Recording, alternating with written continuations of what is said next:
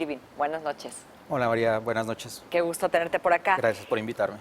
Irving, a ver, la iniciativa presentada por un diputado del PT está para reformar el sistema de pensiones individualizadas, las AFORES. Pues es solo eso, ¿no? Es solo una iniciativa además de un diputado del PT. Otro mensaje sería como lo fue, ¿no? Si Ricardo Monreal presentara una iniciativa, pero no es el caso. ¿Por qué se le dio tanta importancia y por qué generó lo que generó este acontecimiento?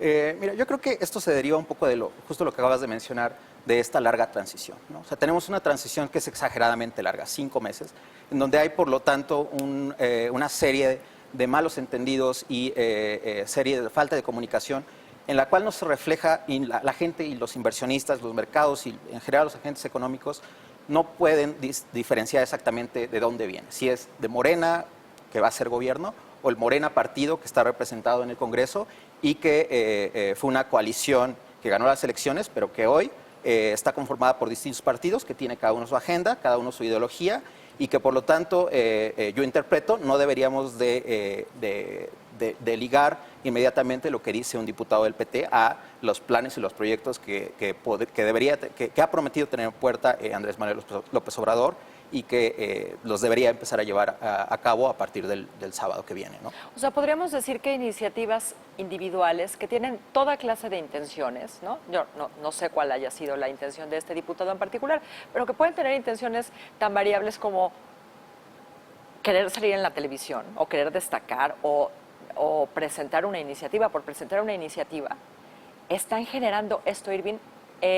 Lo que me lleva a pensar, ¿no? Si el comportamiento de los mercados bursátiles tiene que ver más con expectativas y cualquier señal, ¿no? Por débil que sea o por mala lectura que sea, como mencionabas, genera esto, ¿qué es lo que viene o cómo vamos a modificar esta tendencia? Sí, yo creo que el gobierno entrante va a tener una gran responsabilidad y va a tener que hacer una gran labor de ajustar y lo que se dice en el argot, anclar las expectativas, ¿no? Hay ciertos parámetros de la economía que va a tener que asegurar que van a estar fijos. Yo creo que la presentación del presupuesto, del paquete económico que va a venir en los siguientes días, como se había anunciado, probablemente antes del plazo marcado por la ley, va a ser clave. El paquete económico va a mostrar cuáles son las prioridades del gobierno, hacia dónde va a dirigir el gasto, que fue una de las grandes promesas de campaña de López Obrador, de hacer una reorganización del gasto para dirigirlo a cuestiones sociales y aspectos más productivos. Ese debe de ser un mensaje importante para los inversionistas, para los mercados, para la gente que toma decisiones. Por supuesto que todo lo que ha pasado con el aeropuerto, las consultas probablemente, han afectado la credibilidad del gobierno. Pero la otra, lo que yo considero al respecto, por ejemplo, de las consultas, es que en las dos consultas que ha habido, bueno,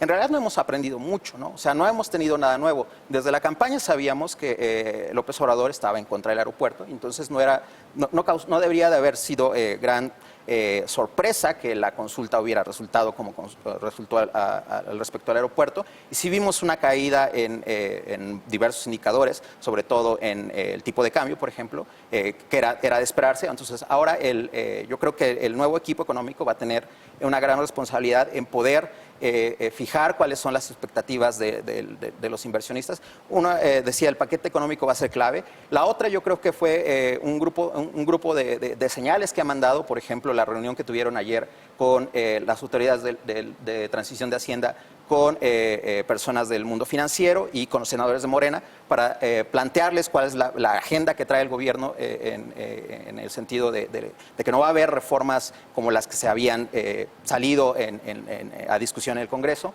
La otra yo creo que también ha sido una noticia que puede ser para los mercados bien recibida, es la nominación de Gerardo Esquivel para ocupar un asiento de subgobernador en el Banco de México. El anuncio del paquete económico deberá de... ¿Es tranquilizador en esos términos el nombramiento de Esquivel? Yo creo que sí. Yo creo que es tranquilizador en el sentido de que el mundo económico reconoce en Gerardo una persona altamente capaz, un economista de primer nivel, y al mismo tiempo cumple uno de algo que López Obrador había dicho en público muchas veces, que es tratarle de dar aire fresco a la institución con alguien que viniera de fuera. Y Andrés Manuel López Obrador lo dijo en público, queremos a alguien que rompa un poco con la trayectoria que tenía el resto de los nombramientos en el Banco de México. Irving, el paquete económico por sí mismo es lo suficientemente tranquilizador. O sea, digamos que esa tranquilidad que eventualmente dé o no lo sabemos, pero suponiendo que la da, ¿no? Que el paquete económico está construido de tal manera que da tranquilidad. ¿Cuánto dura eso? Yo creo que lo tenemos que ver, o sea, tenemos que esperar a ver cómo viene el paquete económico, pero sobre todo también tenemos que ver cuáles son las consideraciones que tienen respecto a variables que no podemos manejar, ¿no? Entonces, por más fiscalmente responsable que sea el paquete económico, que es lo que ha prometido el equipo de transición, que va a ser un paquete fiscalmente responsable y que de hecho va a seguir la línea de los últimos par de años, que se ha tenido un superávit primario, es decir, que se ha gastado menos de lo que se ingresa antes del pago de intereses. Aspectos que hay que tomar en cuenta son cosas que, por supuesto, no controlamos. Y vivimos, yo creo que una circunstancia, una época en donde hay gran incertidumbre en el mundo, y esa incertidumbre, por lo tanto, también afecta a las variables en México. No podemos abstraer que México está inmerso en una economía global en donde meses recientes, semanas recientes, hay sucesos que afectan pues las variables macroeconómicas y por lo tanto las decisiones de inversión. Ayer mismo tuvimos la decisión o el anuncio del presidente Trump de decir que podía cerrar la frontera incluso al intercambio comercial, ¿no? Vivimos en un mundo donde dependemos en buena medida de lo que diga Trump. También vivimos en un mundo donde se está acabando de renegociar, de cerrar el Brexit. Vivimos en la incertidumbre de, por ejemplo, respecto a los precios del petróleo. Cuando se ganó la elección, cuando Morena gana la elección, el precio del petróleo estaba en alrededor de $70, llegó como por 80 en algún momento de julio, lo van a recibir en alrededor de 55, ¿no? Entonces, ¿cómo manejar esa incertidumbre y esas cosas que no están bajo el control de las autoridades, que no son cosas internas? También va a ser es responsabilidad de qué tanta maniobra quede para el gobierno. Sí. Pero digamos, si es tranquilizador el paquete y después aparece un diputado con una iniciativa como esta de la que hablábamos, entonces esa reacción ya no sería la misma. Yo creo que parte de la labor del gobierno entonces va a ser separar y que sea creíble la separación de Morena en la Cámara de Diputados y Senadores y Morena que está de sus aliados. De sus aliados contra Morena gobierno, ¿no?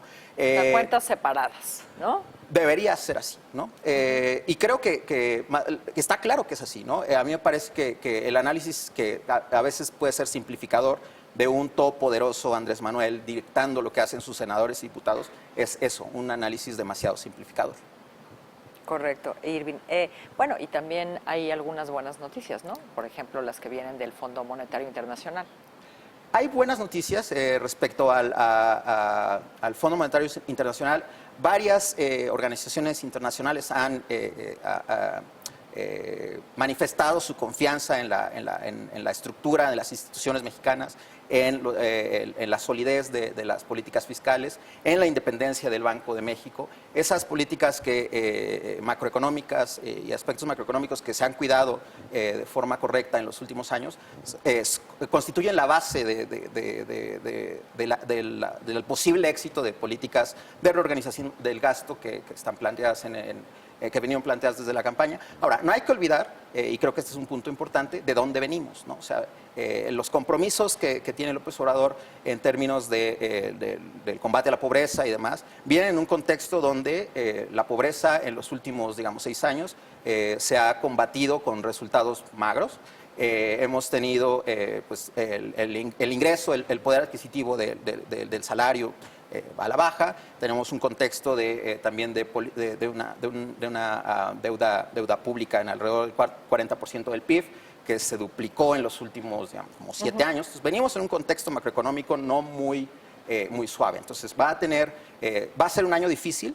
Sabemos, de las cosas que sí sabemos, por ejemplo, es que toda transición implica un crecimiento más bajo que el año anterior. Bajo, sí. Eso es seguro, siempre pasa, ha pasado en las últimas transiciones y yo no vería muy buenas razones por las cuales no va a pasar esta vez, ¿no? Sabemos que los agentes esperan ajustar sus expectativas respecto a qué va a venir en el paquete económico, a tomar decisiones en algún momento del tiempo, y también otro actor que espera a tomar decisiones es el mismo sector público, ¿no? Que va a entrar con una curva de aprendizaje, digamos, casi de 45